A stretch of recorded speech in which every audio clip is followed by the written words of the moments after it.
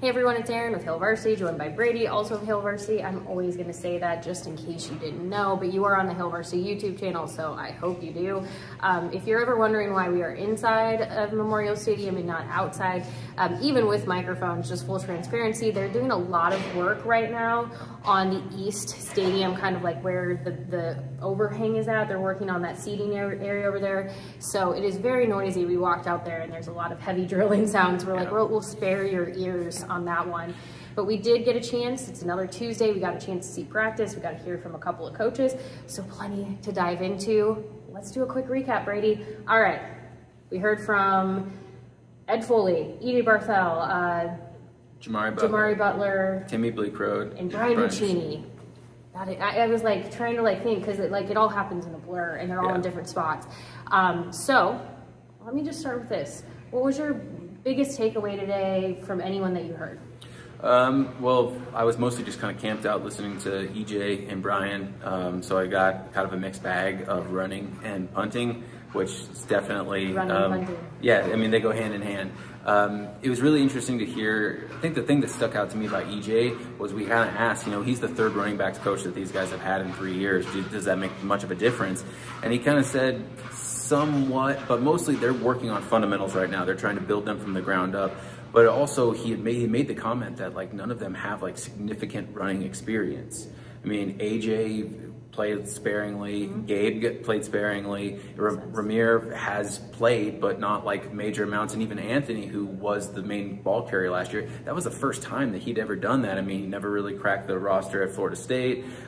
He had done it at JUCO, but that's obviously different than in the Power 5, so it was kind of interesting to hear that about they're just focusing on those fundamentals and trying to work their way up that way. Brian Buccini has talked, I mean, he was obviously very articulate. I always loved listening to Brian talked about how he's working on more directional punting. They're working on more of that because that's something that he knows he wants to really fine tune if he wants to punt in the NFL, which is his dream. Talked about the off-season weight workout conditioning. He lost 9 pounds of fat, gained 6 pounds of muscle, and talked about his body fat percentage, which made me very body conscious, but I'll excuse that.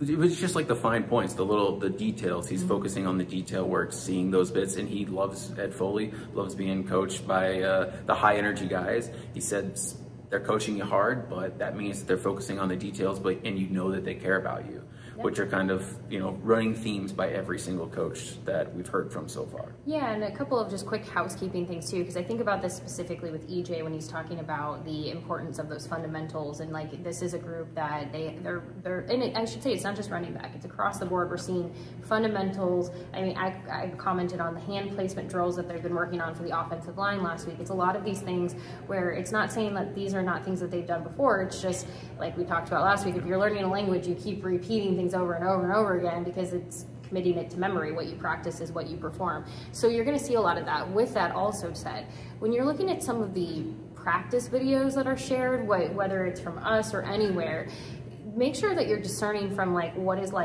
it's all really difficult because I know EJ talks a lot about that dominant and violent contact, and if somebody is not, maybe doing that in a drill, he'll ask them to do it again. And if he's teaching in that moment to those fundamentals, and sometimes that can get lost in the context can get lost. So that's one of the big things with him, is especially as he's teaching those fundamentals, maybe don't read too much into if you hear him say that wasn't good, don't read into it as a knock on the player. Just read it as more of this is the moment that they're working through this so that they can get them progress to the next step. Yeah, that's a big thing for I think for him, especially as they're working through this. And he did talk about that today. He says, I know that I coach him hard, we're all trying to coach him hard, but at the end of the day, the things that they did in winter workouts was to make sure they know that they care about them. And this isn't just throwing the next body into the slaughterhouse. They want these guys to be coached hard and to focus on those fundamentals. I mean, Evan Cooper, he said it last week, he likes to talk smack to his players that are on the field. And I was even listening to him a little bit more today. And it's just it always comes with a laugh. It comes with a humor, and they're dishing it back. And so I think, again, when you're watching videos, be very careful with context and not we will always do our best to provide that context, but I'm just saying it's a good example of that, because I mean, we saw, you know, today they were working on a lot of special teams. We got to see some punting. Ed Foley talked a lot. Actually, I do have to throw this out there. If you want to go watch Timmy Bleakrode's video, please do, because he said something that really stood out to me. He has spoken with Brett Maher and has, you know, been just talking with other people who've kicked. He said Memorial Stadium, in his opinion, is one of the most difficult places to kick in the country because of how windy it gets. And so Ed Foley talked about, like, if they can get out there on a day like today where it's a little bit breezy and they can work through this, if they can kick in Memorial Stadium, they're gold. They can basically do anything anywhere. And that was really what Timmy was saying, was like, this is a difficult place to kick. And so when he was asked a question like, how far do you think you can kick? Like, what's your range? He was like, it's a tricky question. It really depends, one, on the day. It depends on the weather. It depends on that wind. It depends on, like, even things like humidity. Yeah. So he was, like, breaking it down. So it's interesting to hear how, like, Brian Buccini was being very specific about things, because he was being very detailed to say, like, I don't want to give you a number, because, like, a specific number, because it's really going to be dependent on the environment. But that's the whole thing that Ed Foley was preaching, is if they're outside working through these conditions right now, it will only get them better when push comes to shove, once you get to fall. So, I mean, it kind of sounds like, again, we sound like broken records, but everyone is really talking about fundamentals, doing things, you know, getting the quarterbacks outside and throwing, kicking as much as you can outside, because the more you practice in these type of conditions, the better you will perform when you need to.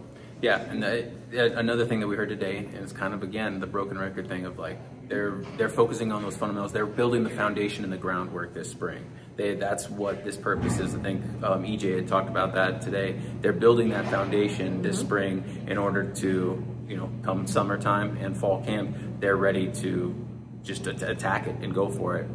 This is to build up to that point. Keep that in mind. This isn't a different spring season where they compete for a spring championship. I keep going back to what Matt Rhule said. You teach and you implement in the spring, you perfect in fall camp, and then you perform and you execute during the season.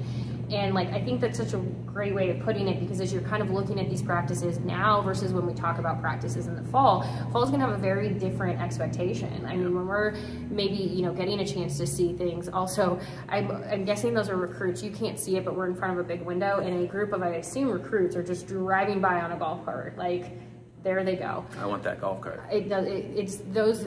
Many of you know that's the golf carts that everyone has that are like the black shirt one. There's a couple of different versions. Basketball has its own. Anyway, you're not here for that. It was very entertaining though, and we could spend a whole time just talking about those golf carts. But I think, you know, that's going to be important, is knowing, like, spring we're looking at very specific things. Come fall, it's going to be very different. They're going to speak about it differently. Their expectations are going to be different. And then as for what it means during the actual season, it's really like, I keep saying that because some of you are like, oh, drinking the Kool-Aid, and, like, look, spring is the time for that. But, like, obviously it will start to shift as we get closer to the season, and then into the season, what those expectations, what we're talking about, all of that will evolve through this. So I think, you know, that's a reason why we're hearing all of the same stuff right now. Yeah, I mean, again, it's the spring. Like, everybody's undefeated. It's a new start, new coaching staff, and clearly the hope of change is taking hold. But inside, on the foundation where it's being built, there's a lot of hard coaching. There's a lot of detail focus, because that's where the winning really happens. This coaching staff believes, and they're really focused on it, so that come summer, come fall, they can actually do the winning potentially as soon as August 31st, which just happens to be the week of my birthday. That's a Thursday game too, don't forget that. It's a Thursday night kickoff this year. Okay, so what do you need to do now? We have no way to recap everything in these videos, so make sure that you're checking out everything here on this YouTube channel. You can also head to hailvarsity.com. We have both the practice observations, we'll have more post-practice information. All of the videos will be here on YouTube. We share things on Twitter, we share things on TikTok. So wherever you are on social media, we've got you covered. Do not worry. And we'll be back on Thursday. We'll hear from Matt Rhule on Thursday. We'll get even more. We won't get to see open practice, but we'll hear more from him on Thursday. Then we'll have a little bit of a break with Easter weekend. It's full steam ahead. And we are less than 3 weeks away from the spring game. And then there are winners. I'm just kidding. Yeah. We'll talk to you later.